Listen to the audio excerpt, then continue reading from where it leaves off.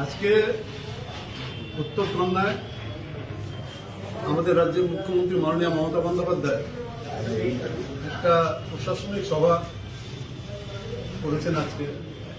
তার পরিপ্রেক্ষিতেই আজকে আমরা এই সাংবাদিক ভাইদের দেখেছি যে আজকে উনি প্রশাসনিক সভায় যে ঘোষণা করেছেন সেগুলোই আমরা আপনাদের সামনে তুলে ধরার চেষ্টা করব। আমরা সবাই জানি 4 অক্টোবর নর্থ বেঙ্গলে উত্তর বাংলায় বিশেষ করে আলিপুরদুয়ার, দার্জিলিং, জলপাইগুড়ি 3টা জেলায় প্রবল বর্ষণের জন্য ব্যাপক ক্ষতি হয়েছে। নদিয়ার বাঁধ, লোহার বাঁধ ওটাও ভেঙে গেছিল। দার্জিলিংয়ে ধস পড়ে বেশ কয়েকজন মারাও গিয়েছেন, অনেক বাড়িও নষ্ট হয়েছিল। আমাদের মুখ্যমন্ত্রী তখন 6 তারিখে উনি এসেছিলেন। 6 তারিখে এসে উনি পরিদর্শন করেছিলেন। পরবর্তীকালে আবার উনি 13 তারিখে এসেছিলেন। সেখানে উনি মিরিক এবং তার পার্শ্ব যারা অঞ্চলগুলো এরিয়াগুলো ছিল, পশুপতি এলাকাগুলি যে ধসটা বেশি করে নেমেছিল, ধসে বেশি ক্ষতিগ্রস্ত হয়েছিলেন, সেই এলাকাগুলি উনি পরিদর্শন করেছিলেন।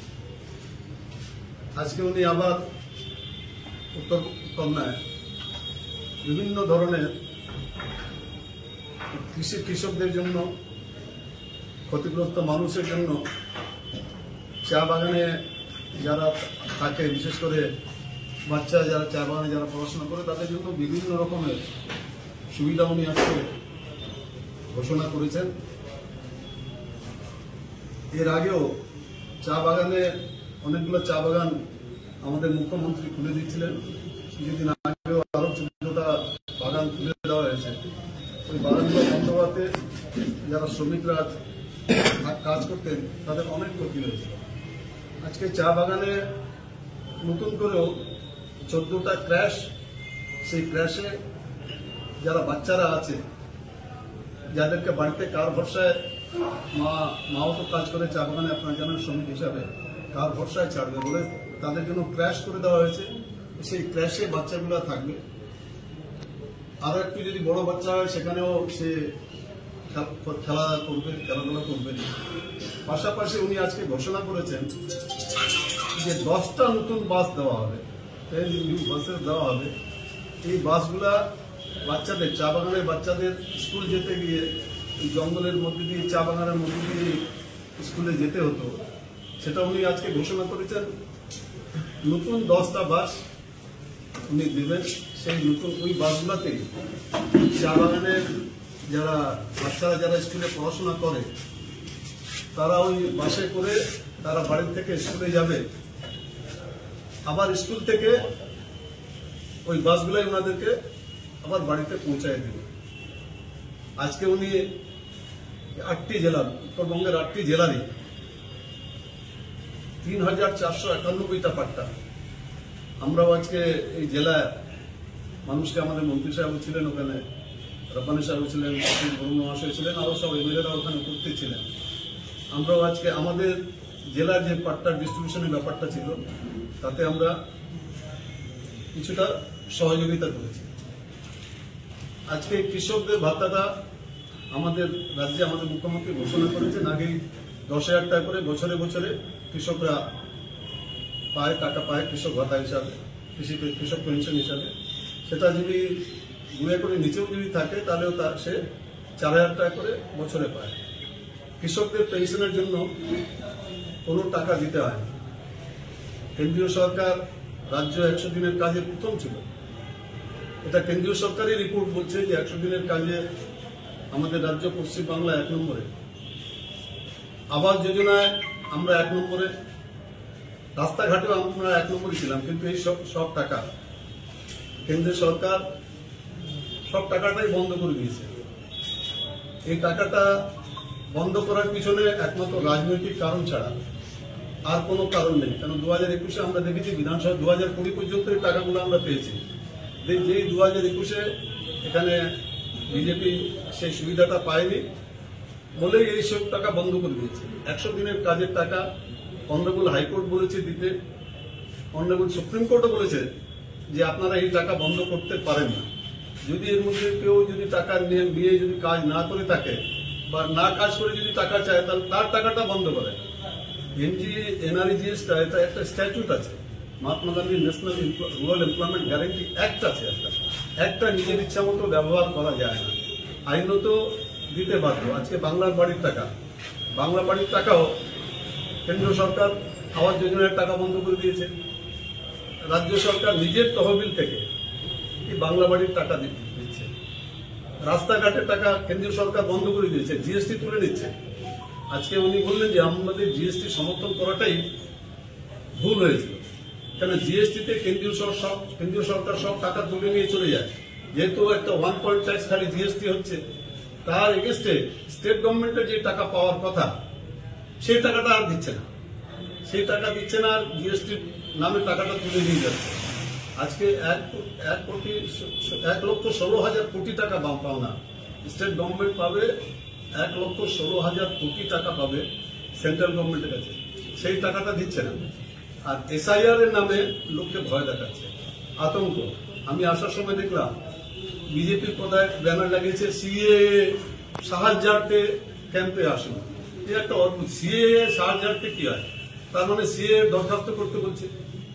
যদি কোনো লোক যদি সিএ তে দরখাস্ত করে, তাহলে সে নিজে ডিক্লারেশন দিচ্ছে যে I am not an Indian citizen. আমি যদি ইন্ডিয়ান সিটিজেন হই, তাহলে আমি সিএ তে দরখাস্ত করবো কেন? তাহলে সে নিজেই বলে দিচ্ছে যে জিনিসটা আসামে ঘটেছে, যে ডিক্লারেশন দিয়ে সিএ তে দরখাস্ত করেছিল, ডকুমেন্টারি এভিডেন্স দিয়ে প্রমাণ করতে পারেনি, তাকে ডিটেনশন ক্যাম্পে যেতে হয়েছে। আজকে আমি দেখলাম আসার সময় এখানে লেখা আছে লোকসভার সাংসদের সঙ্গে সিএ ব্যাপারে যোগাযোগ করুন। সিএ তে যারাই, আমরা পরিষ্কার বলেছি যে একটা যোগ্য লোকের নাম, আজকে আমার মুখ্যমন্ত্রী বলেছেন একটা যোগ্য লোকের নামও ভোটে বাদ যাবে না। এখন এটা সিএ করতে গিয়ে সিটিজেনশিপ একটা তো ভোটার লিস্টের নাম তো এখনই বাদ চলে গেল, এখনই সে ডি ভোটারের ক্যাটাগরিতে চলে গেল। তাকে তো 2002 পরিষ্কার নির্বাচন কমিশন যেটা বলেছে, এত তাড়াতাড়ি ওই 1 মাসের মধ্যে বলছে এসআইআরটা কমপ্লিট করে নেবে। এটা 2002 2 বছরের মতো লেগেছিল আইআর করতে, তখন একটা ইন্টেন্সিভ রিভিশন হয়েছিল। আজকে 1 মাসের মধ্যে বলছে যে এসআইআরটা কমপ্লিট করে নিতে। 2002 যাদের নাম আছে বা 2002 যাদের বাবা মার নাম আছে সেটা থাকবে। যদি 2002 ভোটার লিস্টে নাম না থাকে, তাহলে তার এগেন্স্টে আবার নোটিশ হবে, এখন কোনো ডকুমেন্টেশন দিতে হবে না। কিন্তু আমাদের প্রশ্ন যে 2002 এর আগে যাদের নাম আছে তাদের নামও তো আবার 2002 নেই। যারা 95 এ ভোট দিয়েছে, 99 এ যারা ভোট দিয়েছে, তাদেরও কিন্তু 2002 এর ভোটার লিস্টে নাম নেই। তাহলে তাদের কি হবে? ওরা তাদেরও এইভাবে ট্রিট হবে যে তাদেরও ওই ডকুমেন্ট দিতে হবে, 11টার মধ্যে ডকুমেন্টের মধ্যে একটা ডকুমেন্ট দিতে হবে। তো পরিষ্কার কথা আছে, আমরা এটি আপনাদের মাধ্যমে সবাইকে অনুরোধ করবো যে সিএ নামক যে এটা বের করেছে পলিসিটা, স্পেশালি যারা বিজেপি, আমি ইসলামপুরেও দেখেছি যে বিজেপি অফিসে আমরা করেছি এসআইআর শিবির, যেহেতু আমাদের দল থেকে নির্দেশ দিয়েছিল আপনারা এসআইআর শিবিরে ভোট রক্ষা শিবির, আমাদের শিবিরটাতে পরিষ্কার ছিল যে ভোট রক্ষা শিবির আমরা করছি, একটা যোগ্য লোকের জন্য ভোট থেকে নাম বাদ না যায়। পাশাপাশি বিজেপি যে শিবিরগুলো করেছে তাতে সিএ বলে সাহায্যার্থে আপনি এখানে এই শিবিরে আসুন। তো করতে গেলেই তো মানুষ নিজেই মারা পড়বে, বলতে গেলেই তো সিটিজেনশিপ অ্যামেন্ডমেন্টে তাকে দরখাস্ত করতে হচ্ছে। তার মানে তার আগে যত তার প্রপার্টি ছিল, তো he was not an Indian citizen. তাহলে না হলে তো সে দরখাস্তটা করবে কেন? এই ব্যাপারে বলেছেন আমাদের মুখ্যমন্ত্রী, আজকে বলেছে পরিষ্কার কেউ আতঙ্কিত হবেন না, একটা যোগ্য লোকের ভোটারের নাম বাদ যাবে না। এই যে 11টা যে ডকুমেন্ট আছে 2002 ভোটার লিস্টে যাদের নাম নেই বা যার বাবা মা, ঠাকুরদা, ঠাকুরমা বা নানা নানি যেটাকে আমরা বলি, তাদের যদি নাম না থাকে, তাহলে 11টা ডকুমেন্টের মধ্যে একটা ডকুমেন্ট আর অ্যালং আধার কার্ড দিলেই তার ভোটটা সে এলিজিবল হয়ে যাবে। আজকে আমরা সেই কথাই বারবার বলেছি যে আমাদের ভোট রক্ষা শিবিরে আসুন, আমরা আপনাদেরকে বলে দেবো যে আপনাদের কোন ল্যান্ড ডকুমেন্টস আছে, তো ল্যান্ড ডকুমেন্টসটাও একটা ডকুমেন্টের মধ্যে আছে, জমির একটা কাগজ আছে, এসসি এসটি ওবিসি সেই সার্টিফিকেটের মধ্যে যদি একটা সার্টিফিকেট থাকে সেটাও একটা ভ্যালিড ডকুমেন্ট আছে। এইভাবে নির্বাচন কমিশন 11টা ডকুমেন্ট করেছে। আমরা পরিষ্কার এই কথা আপনাদের মাধ্যমে বলতে চাই যে আপনারা আতঙ্কিত হবেন না। আমরা এই কথাটা খুব দুঃখ পাচ্ছি যে মারা গেছেন কয়েকজন, এই আতঙ্কে মারা গেছেন, তার প্রাণ তো আমরা কেউ ফিরিয়ে দিতে পারবো না। তো আপনারা এসআর নিয়ে আতঙ্কিত হবেন না। আর আজকে আরো অনেক উন্নয়নমূলক কাজ উনি আজকে ঘোষণা করেছেন উত্তর কন্যা থেকে, সাবসিকুয়েন্টলি আমরা আরো বিস্তারিতভাবে আপনাদেরকে জানাতে পারবো। আপনাদের অনেক অনেক ধন্যবাদ জানাচ্ছি আজকে এখানে আসার জন্য এবং খবর চেয়ে নিচ্ছি একটু দেরি হওয়ার জন্য। আমরা বাঙালবাড়ি গ্রাম পঞ্চায়েতে সেখানে রীতিমতো হইচই পড়ে গিয়েছে। আপনি এসআইআর নিয়ে যে প্রসঙ্গটা বললেন, সেখানে দেখা যাচ্ছে অনেক মানুষের কোথাও ডকুমেন্টসের ভুল আছে বা কোথাও কিছু একটা ভুল আছে, যেটা ফর্ম দিচ্ছে বিএলওরা, সেটা নিয়ে রীতিমতো একটা রাজনৈতিক বাদানুবাদ তৈরি হয়েছে। বিরোধীরা বলছে রাজ্য সরকার ইচ্ছে করেই বিডিওদেরকে দিয়ে তাদেরকে বিভ্রান্ত করার জন্য এই সমস্ত ফর্মের মধ্যে এখন যে এনুমারেশন ফর্ম যেগুলো দেওয়া হচ্ছে সেগুলো বেসড অন 2025 ভোটার লিস্ট। 2025-এর ভোটার লিস্টে যেইভাবে নাম আছে সেভাবে কিন্তু এনুমারেশন ফর্ম ইন ডুপ্লিকেট দেওয়া হচ্ছে। 2টা করে কপিতে এনুমারেশন ফর্মগুলো বিএলওরা বাড়ি বাড়ি দিচ্ছেন, ওনারা 3 বার করে যাবেন। এখন কোনো ডকুমেন্ট কিন্তু ওনাদের দিতে হবে না, ডকুমেন্টটা দিতে হবে after publication of draft voter list. এখানে যেরকম এখন মানে যা 2025-এ যেরকম নাম আছে বা 2002-এ যেরকম নাম ছিল, যারা ক্লেম করছেন 2002-এর ভোটার লিস্টের উপরে নিজের নামের এটা এলিজিবিলিটিটা, তাদেরকে অ্যাজ ইট ইজ 2002-তে যেরকম নাম ছিল সেভাবে তাকে ওই নামটাই কলমে ফিল আপ করতে হবে।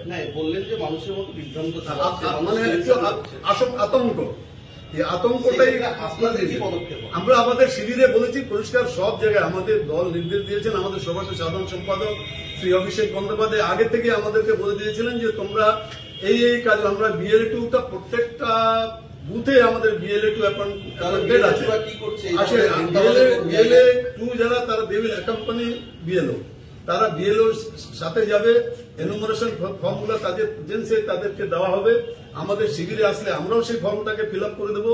ওখানে যে যে কলম লেখা আছে গ্রামের মানুষ তারা তো ফর্ম হাতে পেয়ে আতঙ্কিত যে ফর্মটা নিয়ে শিবির আসলে এই আতঙ্কটা কাটানোর জন্যই কিন্তু প্রত্যেকটা আমরা পঞ্চায়েতে শিবির করেছি।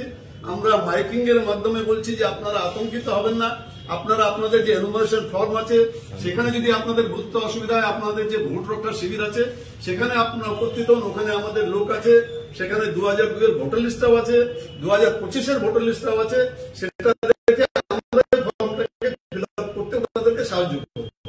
তাহলে কি বিরোধীরা যেটা বলছে সেটা কি বলবে? বিরোধীরা কি বলবো, ওরা তো কোনো কাজ করছে না। বিরোধীরা কেন এটা প্রোগ্রামটা বিজেপি সরকার মোদী সরকার কেন নিয়ে আসলো? এটা আসামে কেন নিয়ে আসেনি? নাম্বার 1। নাম্বার 2, আসামকে তো কে করছে? বিজেপি সরকার করছে। মানুষের মধ্যে 2টাতে বিজেপি সরকার করছে। আজকে আমরা ডিএম এর সঙ্গে বসেছিলাম সবাই, ডিএম কে আমি একটা রিকোয়েস্ট করলাম, এটা whether it is request or it is নির্দেশ অর্ডার, একটাও লোকের নাম বাদ পড়ে না। নাম্বার 1। নাম্বার 2, কোন ইলিগাল ন্যাশনাল আদার ন্যাশনাল নাম ঢুকে না, আমরা নির্দেশ দিয়ে দিচ্ছি। 3 নম্বর, জেলা প্রেসিডেন্ট আমাদের বললেন BLA-2 BLO দিয়ে কনফিউশন ছিল আমাদের মধ্যে। না, আপনারা তো বলছেন, বিরোধীরাও বলছে, কিন্তু আখেরে তো সাধারণ মানুষ তো আতঙ্কিত হচ্ছে। ক্যাম্প করা আছে, ভোট রক্ষা শিবির। তাহলে কি মানুষ যাচ্ছে না সেই ক্যাম্পে? না, BLA-2রা যাচ্ছে না? যাচ্ছে, সবাই যাচ্ছে, সবাই আসছে। আমাদের BLA-2রা তো সঙ্গে আছে। এসআইআর সরকার করছে না তো, এসআইআর ইলেকশন কমিশন করছে, এটা বুঝতে হবে তো মানুষ। কি এসআইআরটা কে করছে? Election commissioner. ইলেকশন কমিশনার যেখানে কাকা আমাদের সুশি বাজার ম্যাডাম সেদিন প্রেস কনফারেন্স করলেন, আমি আমার ছেলের বাবা আর আমার ছোট ভাই ওনার কোন রেশন করতে পারবেন? এটা কি ধরনের নিয়ম? নিয়মটা তো গোলমাল করেছে। জিএসটি যতগুলো ভোট দিচ্ছে লোক সুদ পাওয়ার জন্য, এখানে তো কেন্দ্রীয় সরকারকে ভোট দিয়ে লোক কষ্ট পাচ্ছে, লোক মারা যাচ্ছে। জিডিপি আপনার ডিমনিটাইজেশন হলো, হাজার হাজার লোক মারা গেল। জিএসটি হলো, লোক মারা গেল। এনআরসি হলো, হাজার হাজার লোক মারা গেল। তারপরে কৃষি আইন নিয়ে আসলো, লোক মারা গেল। এবার ওয়াকফ আইন নিয়ে আসলো, ওটা তো লোক মারা গেল। যে যতগুলো নিয়ম করছে সবকটা তো লোক মারা যাচ্ছে। লোক মারা দেওয়ার, মেরে দেওয়ার জন্য ভোট দিচ্ছে, সুখ পাওয়ার জন্য, আরাম পাওয়ার জন্য লোক ভোট দেয়। এই কেন্দ্রীয় সরকারকে ভোট দিয়ে লোক কষ্ট পাচ্ছে 2014 থেকে এখনো। আপনিও রাজ্যের মন্ত্রী, কিছুদিন আগে ইসলামপুরে এসে রাজ্যের আরেক মন্ত্রী সিদ্দিকুল্লাহ চৌধুরী তিনিও বলে গেছেন যে এসআইআর হবে। এসআইআর তো হচ্ছে, আমরা প্রোটেস্ট করেছি। আজকে আমাদের মুখ্যমন্ত্রী মাননীয় মুখ্যমন্ত্রী মমতা বন্দ্যোপাধ্যায় বলেছেন কেউ বাধা দিতে পারবে না, এসআইআরটা হওয়া উচিত না 2 মাসের মধ্যে। কেন? This is not the right time. ফেব্রুয়ারিতে ইলেকশন ডিক্লেয়ার হবে। এরা পারছে না না এসআইআর নিয়ে তাহলে মাইনরিটিদের মধ্যে ভাগাভাগি হচ্ছে। কিসের জন্য? সিদ্দিকুল্লাহ চৌধুরী একরকম কথা কি বলছেন, বলবো? আপনি আর একরকম কথা না, বলছেন। উনি তো বাজে কথা বলেনি। উনি তো বললেন এসআইআর হচ্ছে, আমরা এসআইআর না, কেউ বাধা দিতে পারবে না, এসআইআর হবেই। হাত কে বাধা দিবে? এসআইআর তো এটা সিদ্দিকুল্লাহ চৌধুরী সেন্ট্রাল বলেছেন। গভর্নমেন্টের আইন, আমরা তো মানতে বাধ্য। প্রতিবাদ জানাতে পারবো না, এটা বলেন। প্রতিবাদ আমরা করছি, এটা প্রতিবাদ এখনো জানাতে প্রতিবাদ। পারবো না, এটা মন্ত্রী সাহেব সিদ্দিকুল্লাহ চৌধুরী সাহেব বলেন। সিদ্দিকুল্লাহ সাহেব বলেছেন যে প্রতিবাদ আমরা ছিলাম বাস প্রতিবাদ, উনি বলেছিলেন প্রতিবাদ আমরা করবো। এবারে প্রতিবাদ করছি আমরা। আজকে আমাদের মুখ্যমন্ত্রী মমতা বন্দ্যোপাধ্যায় বলেছেন যে না, এসআইআরটাকে 2 মাসের মধ্যে শেষ করা যায় না। এখনো আমার রিকোয়েস্ট আছে, আমরা প্রতিবাদ করছি এসআইআরটা বন্ধ করো। এখন আমি বলছি কিন্তু বিএলওরা যেখানে যেখানে কাজ করছেন সেখানে তো বিএলএ 2 থাকার কথা বিভিন্ন রাজনৈতিক দলের, কিন্তু তৃণমূলের একাধিক জায়গায় কোনো বিএলএ 2 দেখা যাচ্ছে না। কোথাও দাঁড়িয়ে কি যে নির্দেশ ছিল বিএলওর সাথে বিএলএ 2 যাওয়ার কথা, কিন্তু সেখানে তো তৃণমূলের সব জায়গায় যাচ্ছে। একটা বুথ এরকম নাই যেখানে বিএলওর সাথে তৃণমূলের বিএলএ 2 যাচ্ছে না। একটাও বুথ এরকম নাই। কেন আমরা ডেইলি সন্ধ্যাবেলা রিপোর্ট পাচ্ছি কোন বুথে কে যাচ্ছে না যাচ্ছে। এখন তো টেকনোলজি অনেক অ্যাডভান্স হয়ে গেছে। কোন বুথে কেউ যদি না যায় সঙ্গে সঙ্গে আমরা মোবাইলে পেয়ে যাচ্ছি, তাকে সঙ্গে ধরছি, ভাই তুমি কেন গেলে না। না। এই জন্য সব বুথেই যাচ্ছে। না, প্রশ্নটা আমাদেরকে না করে এই প্রশ্নটা কংগ্রেসকে করা উচিত ছিল, বিজেপিকে করা উচিত ছিল, লেফটকে করা উচিত ছিল। কেন আমাদের বিএলএ প্রত্যেকটা বুথে আসে, ওদের বিএলএ একটু পাওয়া যাচ্ছে না, যায় না, সংগঠন নাই, দিতেই পারছে না। পঞ্চায়েত সমিতি, গ্রাম পঞ্চায়েত নাই, জেলা পরিষদ নাই, কোন মিউনিসিপ্যালিটি নাই, যার জন্য ওরা খুঁজে পাচ্ছে না। আর আমাদের একটা বুথে কন্টেস্টেড মেম্বার থেকে আরম্ভ করে উইনিং মেম্বার, উইনিং পঞ্চায়েত সমিতি মেম্বার, উইনিং কন্টেস্টেড মেম্বার, জেলা পরিষদ মেম্বার, এরা সবসময় লাগে। দলের প্রেসিডেন্ট, বুথ কমিটির প্রেসিডেন্ট, ঠিক আছে। অঞ্চল প্রেসিডেন্ট, ব্লক প্রেসিডেন্ট, জেলা প্রেসিডেন্ট অব্দি আমরা যাচ্ছি। আর মন্ত্রী হিসাবে তো আজকে আমি কয়টা বুথে ঘুরে আসবো। ঠিক আছে স্যার। ঠিক আছে, থ্যাংক ইউ।